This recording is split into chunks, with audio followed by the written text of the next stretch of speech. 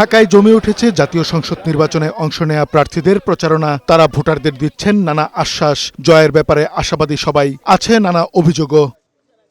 শনিবার ঢাকা ১৬ আসনের বিএনপির প্রার্থী আমিনুল হক কর্মী সমর্থকদের নিয়ে প্রচারণা চালান রাজধানীর রূপনগর এলাকায়। ১২ ফেব্রুয়ারি নির্বাচিত সরকারের মাধ্যমে আমরা বাংলাদেশ জাতীয়তাবাদী দল বিএনপি সাধারণ মানুষের যে মৌলিক যে প্রয়োজনগুলো রয়েছে সেটা নিশ্চিত করার জন্য আমাদের সর্বপ্রকারের পদক্ষেপ আমরা নিব ইনশাআল্লাহ।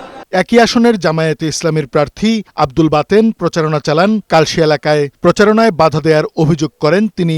প্রচারণায় বাধা দেওয়া হচ্ছে, বিশেষ করে আমাদের মহিলা কর্মীরা যেখানে যায় প্রচারণা করতে সেখানে উত্ত্যক্ত করা হয়। যখন আমাদের প্রতিপক্ষ বুঝতে পারছে যে মাঠে তাদের পরিস্থিতি খারাপ, তারা কিছুটা হলেও ডেসপারেট হয়ে গেছে, কিছুটা আপসেট হয়ে গেছে।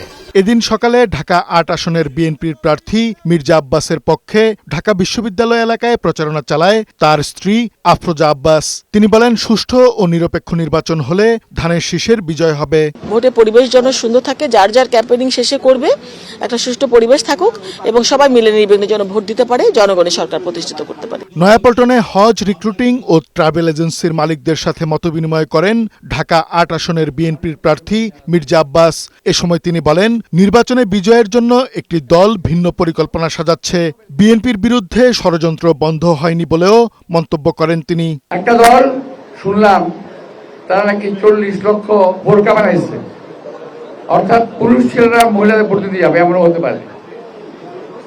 যদি হয় এটা আপনাকে ধরে ফেলতে হবে। নির্বাচন কমিশনের কিছু কিছু লোক বলতেছে নির্বাচনের রেজাল্ট দিতে 3 দিন সময় লাগবে। সারা জীবন নির্বাচন হলো, 4-5বার এমপি হলাম, সকালে ভোট দেওয়া শুরু হয়েছে, সন্ধ্যার সময় রেজাল্ট নিয়ে ঘরে ফিরেছি, আর আপনারা বলছেন 3 দিন লাগবে কেন? কাকে জিতাতে চান? মির্জা আব্বাস বলেন, ঢাকা ৮ আসনে অঘটন ঘটিয়ে সারা দেশের নির্বাচন বন্ধ করার অপচেষ্টা চলছে। কাজী ফরিদ, বৈশাখী সংবাদ, ঢাকা।